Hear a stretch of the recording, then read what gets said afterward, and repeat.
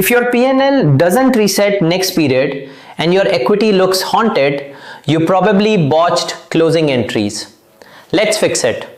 I'm a US CPA and I review closes for a living. This is the stuff that gets kicked back.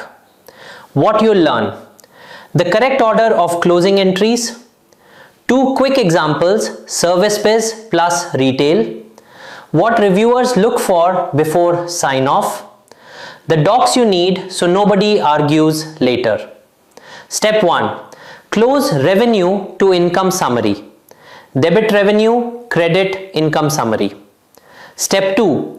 Close expenses to income summary. Credit each expense, debit income summary. Same agency has $80,000 expenses, dropped income summary $80,000, credit expenses $80,000. Step 3. Close income summary to retained earnings, owner's equity. Income summary now equals net income $40,000. Close it to equity. Step 4. Close dividends, owner draws to equity. Red flags: revenue expense balances not zero post close, income summary left with a balance, draws posted to expenses.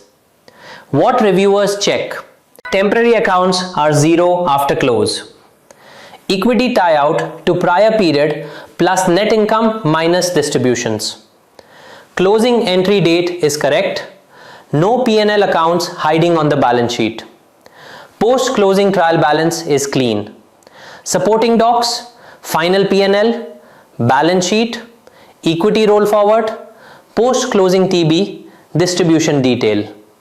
Quick checklist recap: confirm you're at period end, lock the period, close revenue, income summary, close expenses, income summary, close income summary, equity, close dividends, draws, equity, run post closing TB, verify P&L accounts equal to 0, tie equity roll forward, save support in your close folder. If this sounds like your close process, you're not alone. Drop a comment with what always breaks: revenue, expenses, or equity. Like plus subscribe for more reviewer level close tips.